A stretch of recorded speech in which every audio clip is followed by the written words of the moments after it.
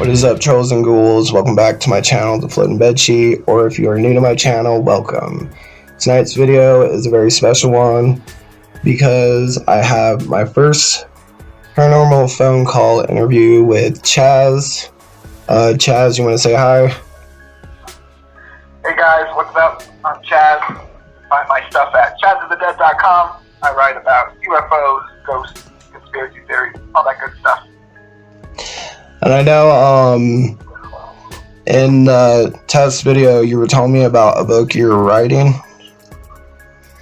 Yes, so right now I'm in the editing phase of a book version of my recent podcast, Friends or Fiends. I did a very lengthy investigation into a UFO island that's said to exist in South America. I actually went there myself to investigate on the ground. Did some interesting experiments, some controversial experiments, and it was quite interesting. And I found myself with a stack full of content that didn't make it into the podcast, that I decided to put it all together and release a book version. Nice, that sounds awesome. Yeah. I was gonna ask if you had a link that you would like me to share in the description box so they could find the podcast. Yeah, you can find it at chazofthedead.com. I'm also on iTunes, Spotify, and SoundCloud. If you type in Friends or Fiends, you'll be able to find it. But yeah, I'll make sure you have a link to put in the description. Awesome. I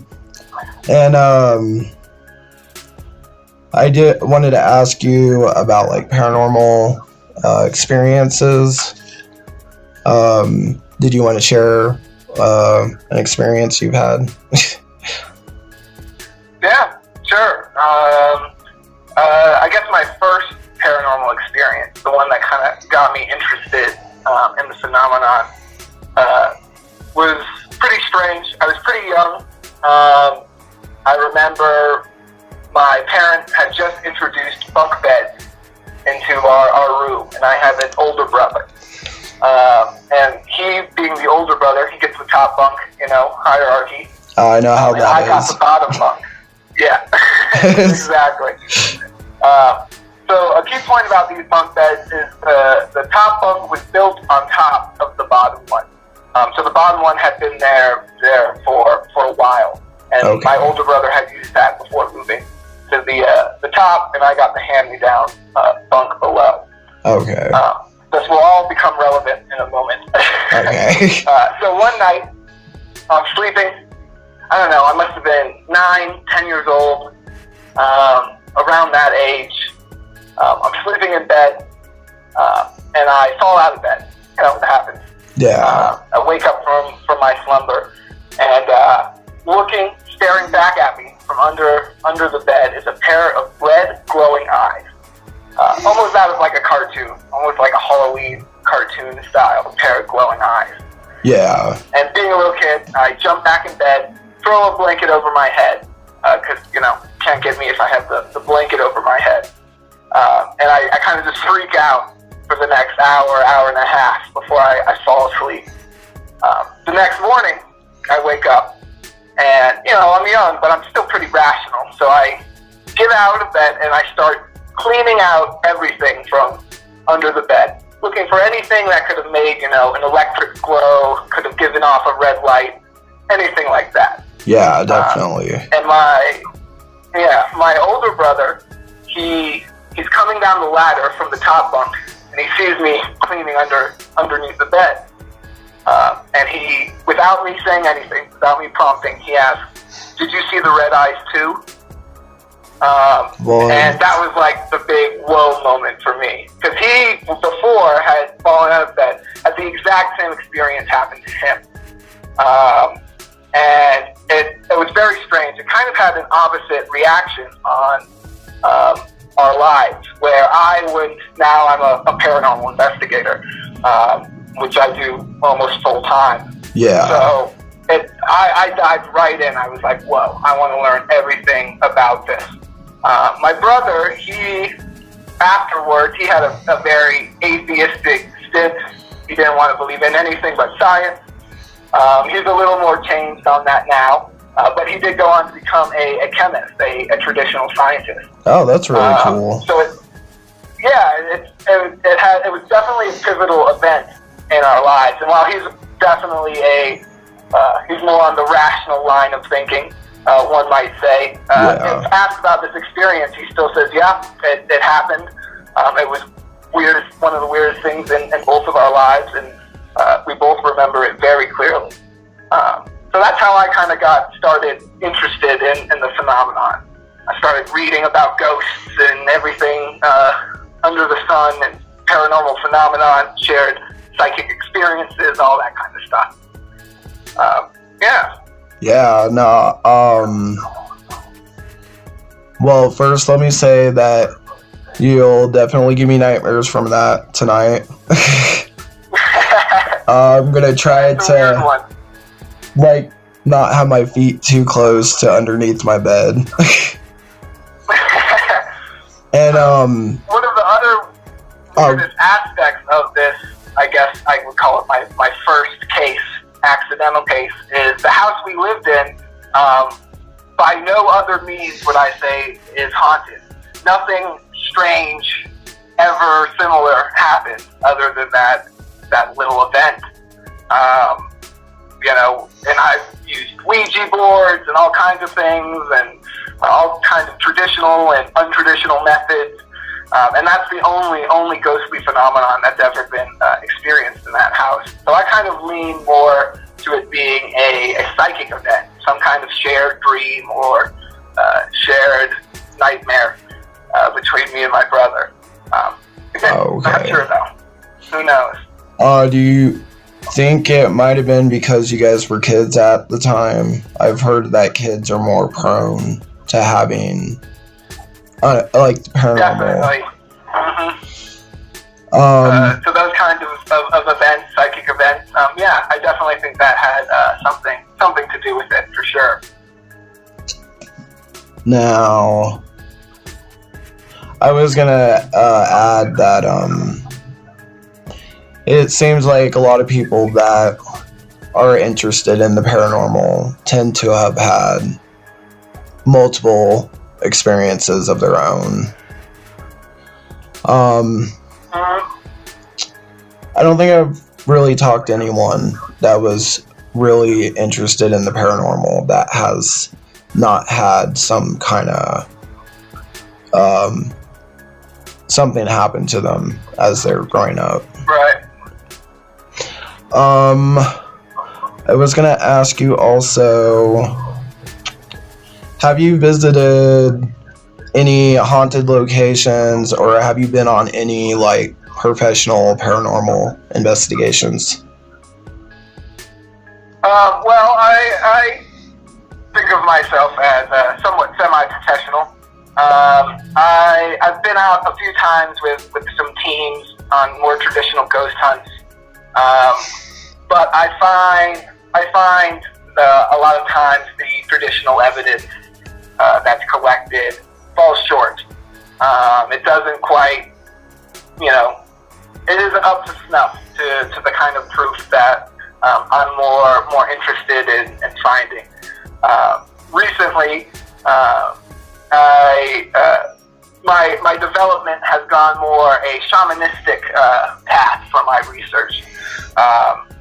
I first began noticing trends in my research between psychedelics and alien contact and paranormal events. And of course, traditional science goes this route, trying to explain a lot of these events as hallucinations, which I don't entirely disagree with. I think there is a mental aspect to our reality. And I think by studying these outlying events, these paranormal events, it gives us a better understanding of the fabric of reality. So instead of investigating long dead ghosts, long dead people trying to catch an EVP or using a spirit box to catch some radio signals, while it's all fun, I enjoy it. It's far from anything that will convince anyone, even me, who's an enthusiast. I love Ghost Adventures is still one of my favorite things to put on, but I'm not convinced by anything they pass off as evidence, as most people aren't either. So I became interested in finding solid connections between the psychedelic research that's done by scientists in the lab, and connecting it to physical paranormal events that leave physical traces, where obviously something has happened. And the first time I did this was actually a Ouija board experiment. I have a write-up about it on my site, but essentially I was taking magic mushroom tea and doing Ouija board seances to try to, some paranormal poltergeist activity. Again, I'm sure traditional investigators would advise against this. They would consider it a dangerous experiment. But I've used the Ouija board several times, and while there's been some weird coincidences, I don't think it's necessarily the evil tool that a lot of people paint it as. Now you're talking about the Ouija board? Yep. Have you ever used a Ouija board, TJ? I have. I'm kind of in between on using a Ouija board. Yeah? What are your thoughts? I think it's pretty possible that if you go about using the Ouija board and you don't know what you're doing, that you could probably have a bad experience. People have talked about things like following them back home, or just like won't leave them alone after playing with the Ouija board. I use air quotations.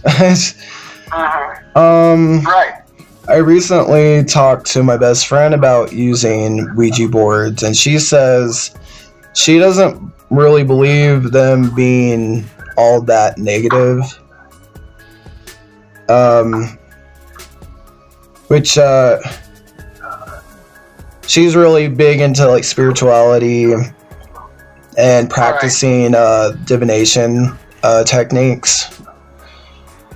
So she wanted to take that on, and she said it's very important when you're trying to contact like spirits to let them know that you're only interested in contacting spirits of love, light, and of like the highest good.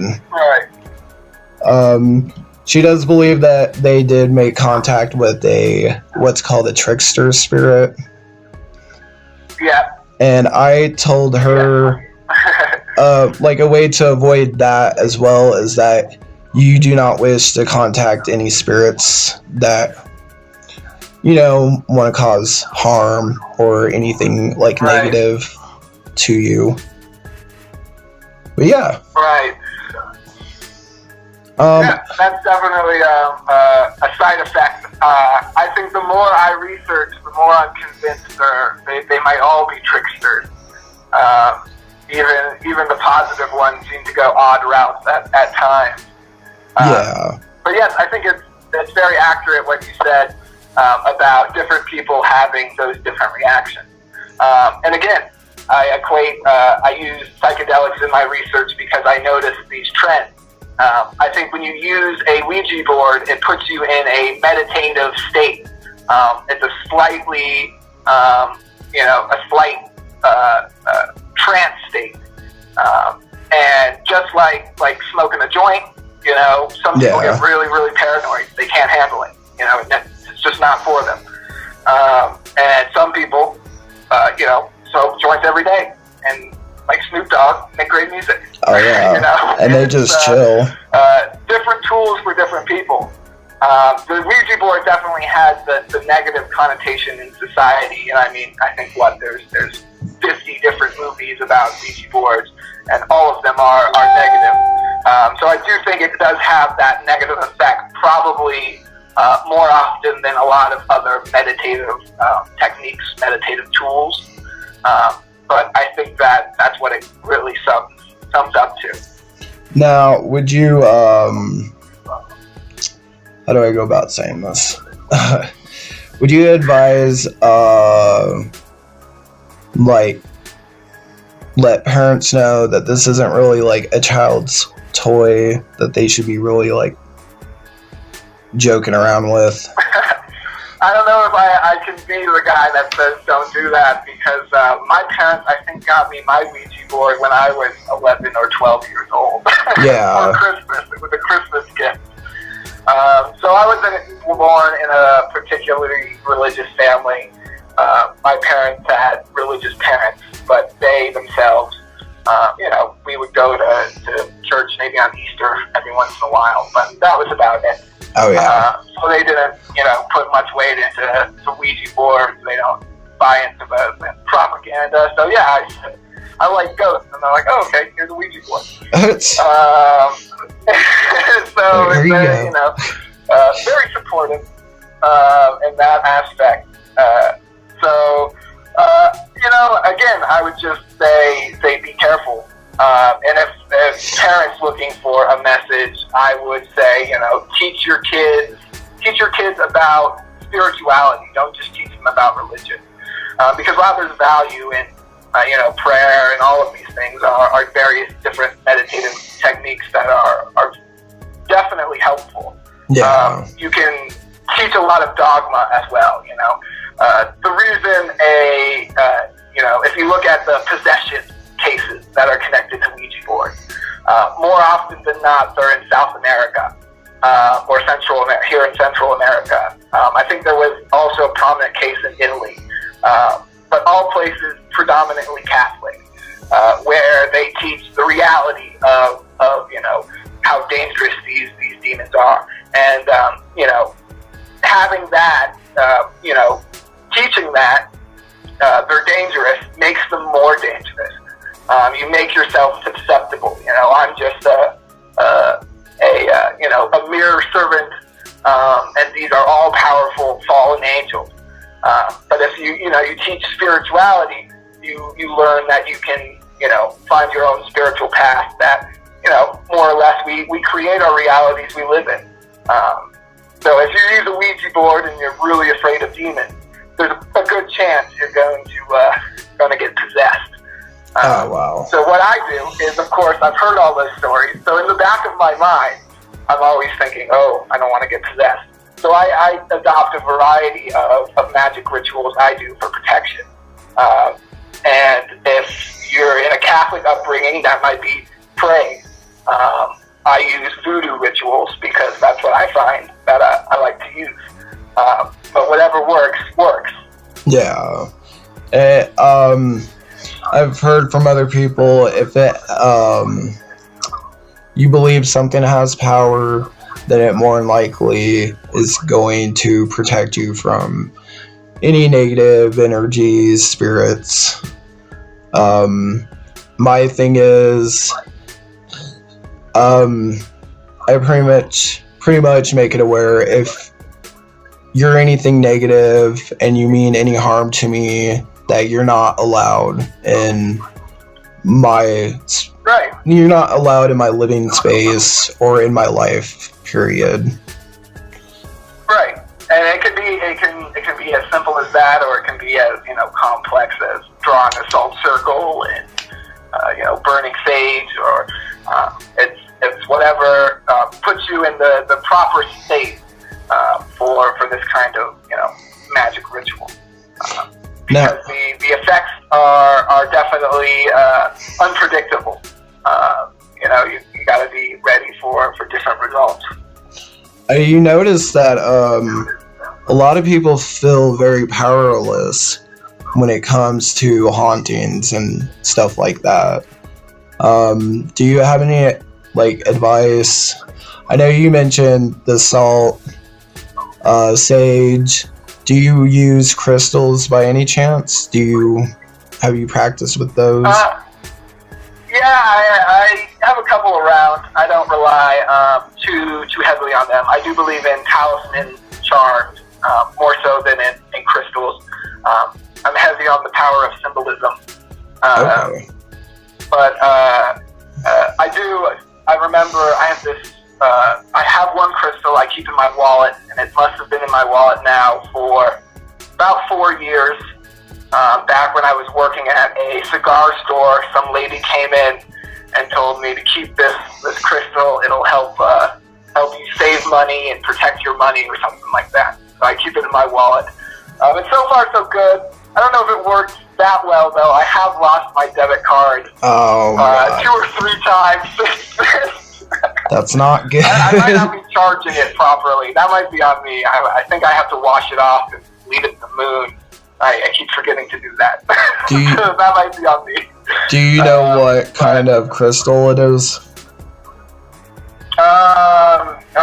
I definitely was told the name of it, but I do not. I don't think I have it. Oh, I do have it on me. Hold on. It's a yellow, kind of clear quartz-looking crystal. I'm sure it has a more specific name.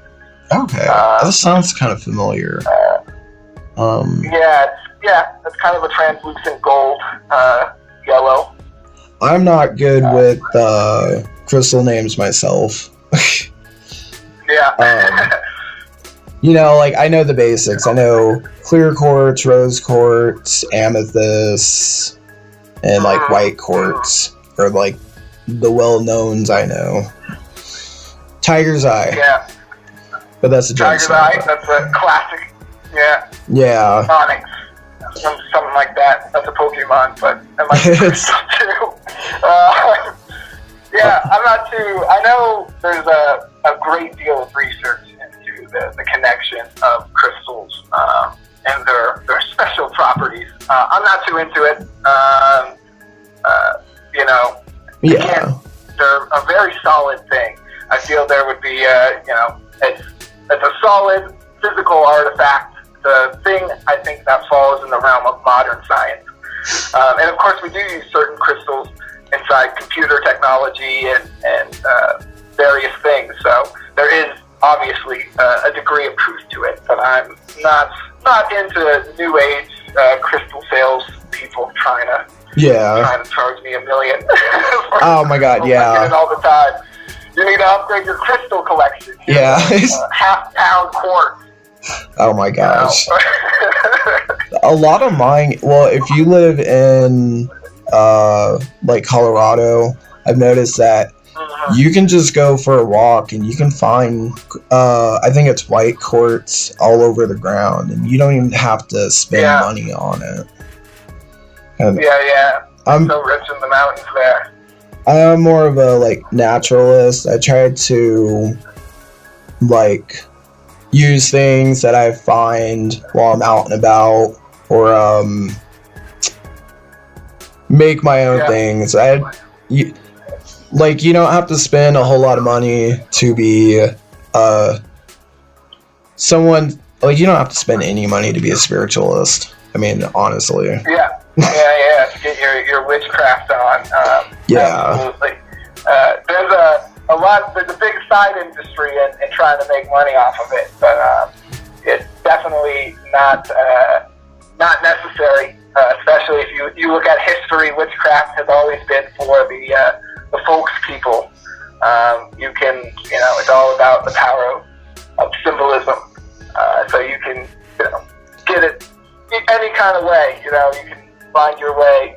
A lot of through various routes. Visualization, the power of intent, and I forget what else I said, but yeah, just remember that.